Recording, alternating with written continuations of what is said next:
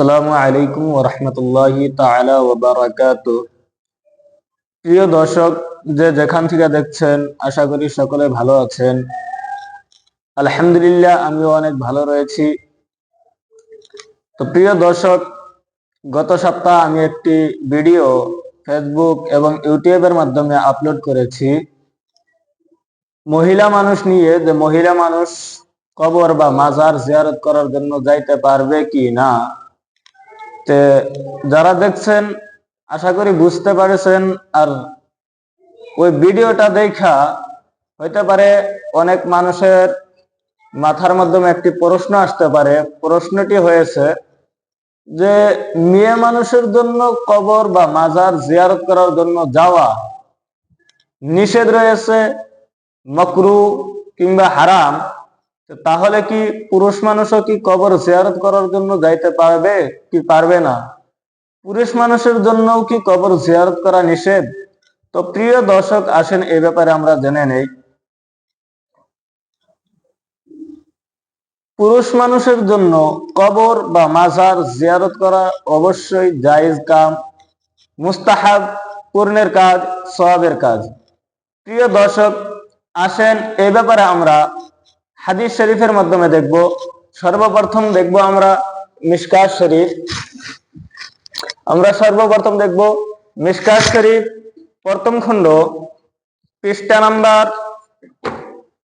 154 মাধ্যমে একটি হাদিস রয়েছে। হাদিসটি এরকম ভাবে উল্লেখ করা হয়েছে, আন বুরাইদা রাদিয়াল্লাহু তাআলা আনহু قال كان رسول الله صلى الله عليه وسلم يعلمهم اذا خرجوا الى المقابر السلام عليكم اهل الديار من المؤمنين والمسلمين وانا ان شاء الله بكم للاحقون نسأل الله لنا ولكم العافية رواه মুসলিম। অর্থাৎ হযরতে বুরাইদা রাদিয়াল্লাহু তাআলা আনহু হইতে বর্ণিত রয়েছে, তিনি বলেন যে যখন কোনো ব্যক্তি কবর জিয়ারত করার জন্য বাহির হইতো, আল্লাহ রাসূল সাল্লাল্লাহু তাআলা আলাইহি ওয়াসাল্লাম ওই ব্যক্তিটাকে এই দোয়াটা শিখায়া দিতেন, আসসালামু আলাইকুম ইয়া আহলাদ দিয়ারি মিনাল মুমিনিনা ওয়াল মুসলিমিনা ওয়া ইন্না ইনশাআল্লাহু বিকুম লালাহিকুনা নাসআলুল্লাহা লানা ওয়া লাকুমুল আফিয়া। তো প্রিয় দর্শক, মানুষ কবর জিয়ারত করার জন্য যখন বাহির হয়েছে, তখন আল্লাহ রাসূল সাল্লাল্লাহু তাআলা আলাইহি ওয়াসাল্লাম সেই ব্যক্তিটাকে কবর জিয়ারত করার দোয়াটা শিখায়া দিয়েছেন। তাহলে বোঝা যায়, এই হাদিসের দ্বারাই প্রমাণ হয়ে যায় কবর জিয়ারত করা জায়েজ।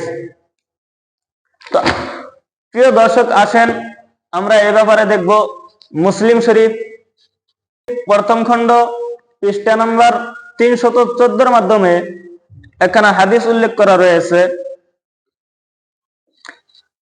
হাদিসটি এরকম ভাবে রয়েছে, আন ইবনে বুরাইদা আন আবিহি قال قال رسول الله صلى الله عليه وسلم كنت نهيتكم عن زيارة القبور فزوروها إلى آخر الحديث।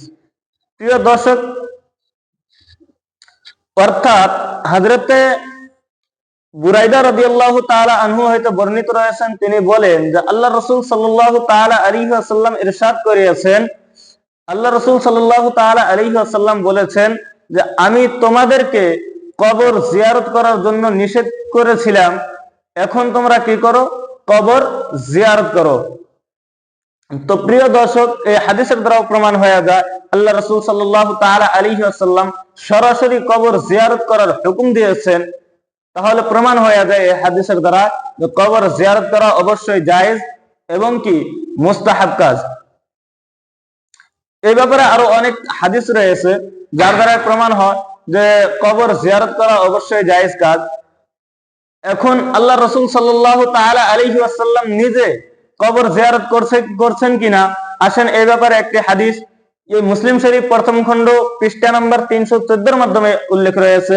হাদিসটির ইবারত এরকম ভাবে রয়েছে, আন আবি হুরায়রা রাদিয়াল্লাহু তাআলা আনহু قال زار النبي صلى الله عليه وسلم قبر امه فبكى وابكى من حوله الى اخر الحديث। অর্থাৎ হযরত আবু হুরায়রা রাদিয়াল্লাহু তাআলা আনহু হইতে বর্ণিত রয়েছেন, তিনি বলেন যে আল্লাহ রাসূল সাল্লাল্লাহু তাআলা আলাইহি ওয়াসাল্লাম তিনার আম্মা জানের কবর জিয়ারত করেছেন, এবং কি আল্লাহ রাসূল সাল্লাল্লাহু তাআলা আলাইহি ওয়াসাল্লাম হযরতে আমিনা রাদিয়াল্লাহু তাআলা আনহার কবর জিয়ারত করতে যায় কেঁদে দিয়েছেন, এবং কি আশেপাশে যারা ছিলেন তারাও কেঁদেছেন। তো প্রিয় দর্শক, এই হাদিসের দ্বারা প্রমাণ হয়ে যায় যে কবর জিয়ারত করা অবশ্যই জায়েজ কাজ, এবং কি পুণ্যের কাজ, মুস্তাহাব কাজ, সওয়াবের কাজ। আশা করি বুঝতে পেরেছেন। ভিডিওটা শেয়ার করে দিবেন, কারণ খায়রুল কালামি সাদাকাতুন, অর্থাৎ ভালো কথা কও সাদাকা। তো এই যে এই ভিডিওটি একটি ইসলামিক ভিডিও, ইসলামিক একটি ভালো ভিডিও, এটা যদি আপনি প্রচার করে দেন, এই ভিডিওটা যদি আপনি শেয়ার করে দেন, অবশ্যই আপনি সওয়াব পাবেন। আশা করি বুঝতে পেরেছেন। ভিডিও কেমন হয়েছে সবাই কমেন্ট করে জানাবেন। আর আপনাদের যদি কোনো ধরনের প্রশ্ন থাকে তাহলে আমার ভিডিওর কমেন্ট বক্সে কমেন্ট করে জানাতে পারবেন। ইনশাআল্লাহ আমি আমার পক্ষে থেকে ভরপুর চেষ্টা করব আপনার সেই প্রশ্নের উত্তর দেওয়ার জন্য। আশা করি বুঝতে পারছেন। আসসালামু আলাইকুম ওয়া রাহমাতুল্লাহি তাআলা ওয়া বারাকাতুহু।